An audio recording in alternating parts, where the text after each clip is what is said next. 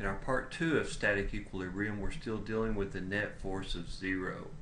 So if you remember from the last video, we're looking at what happens if I have an object that is, let me make that a little bit bigger. What if I have an object that is not equal tensions? So in other words, this is, let's say this is Ft1 and this is Ft2, and they are not equal.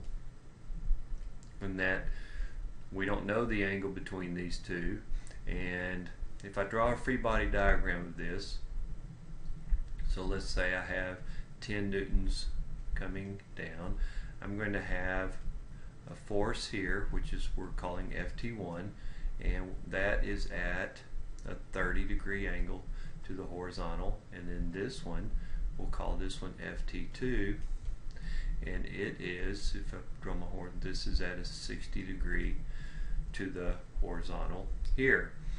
Well, if you remember, we're talking about net force of 0, so that means that my x net force is equal to 0. So let's put this here, the sum of my x, and then the sum of my y forces is going to be equal to 0.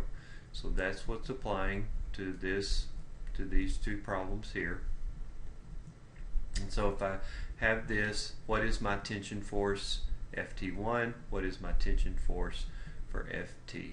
So in order to do that, let's do our x first. I know that I have this triangle for my x,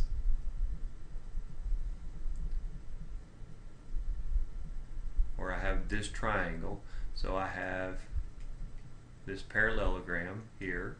So what I'm going to do, that's a 30-degree angle, so I know that my x force is equal to my tension force times the cosine of the angle.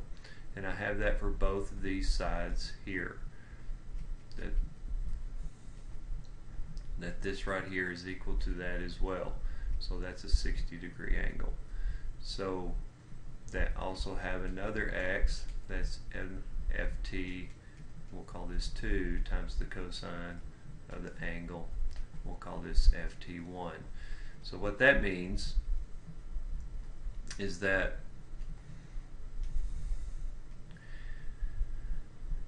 if these two are equal to each other, I mean if they're not equal to each other, if these two equal 0, then I have Ft1 cosine of 30 minus, and it's minus because this one's going this way and this one's going this way, minus Ft2 cosine 60 is equal to 0. And it has to equal 0 because it's in equilibrium. So then that means Ft1 cosine of 30 is equal to Ft2 cosine of 60. So to solve for that, divide each side by the cosine of 30. Let me go ahead and put that up there. Divide that by the cosine of 30, and divide this by the cosine of 30. So that means my Ft1 is equal to Ft2 cosine of 60 divided by the cosine of 30. So Ft1 is equal to Ft2 times 0.58. So that's, I'll rewrite that. So Ft2 times 0.58. So Ft1 is equal to Ft2 times 0.58. So now I'm going to plug that in. I'm going to plug this into my vertical. And my vertical is going to be this here. Now in the previous problem, those were equal numbers, but now they are not. We don't know what those are. I've got two different triangles and they're not equal triangles. So to find my vertical, it's going to be, and once again, my vertical is all going to be equal to 0 as well. So in this one, I'm going to have my Ft1 times the sine of 30, because this is my sine of 30 side, plus, and it's plus because both of them are going the same direction, so it's going to be 2 times the sine of 60, and then I'm going to minus, because now I'm going to do my weight force, which is also vertical, so that's 10, and all of that is equal to 0. So I'm going to do now I'm going to take this. If this is equal to ft1, I'm going to take this and plug it in right here. So I'm going to take ft2 times 0.58 times the sine of 30 plus ft2 times the sine of 60 minus 10 is equal to 0. So now I'm going to factor. I'm going to add this to both sides. So now that's going to be equal to a positive 10. So I'm going to factor here. And I'm going to take this. Let's move it up. So now I've got ft2 times 0.58 times the sine of 30 plus the sine of 60 is equal to 10. So ft2 is equal to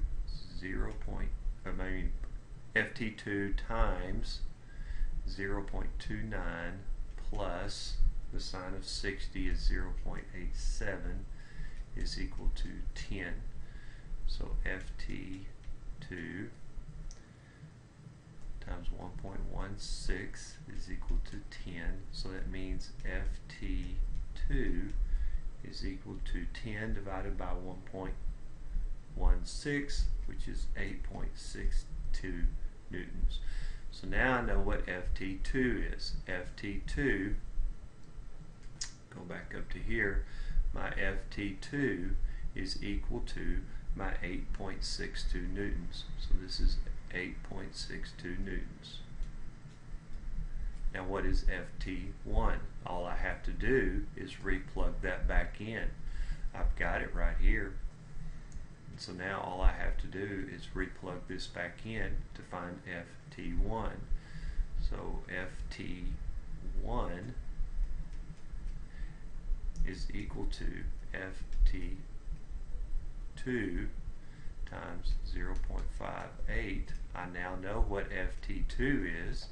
So ft1 is equal to 8.62 times 0.58, and so ft1 is equal to 5 newtons. So when you do a problem like this, offset everything to 0, and then you can solve for the x, then you can solve for the y, get the horizontal, and then get the vertical, do your substitution, and everything comes out. So my ft2 is equal to 8.62, and my ft1 is 5 newtons. And so that's, when I look at it, that's going to be this line right here. Let me change colors. This line right here is going to be ft1, and that's my my 5 newtons, sorry, that's 5 newtons here, and then this one right here is my 8.62.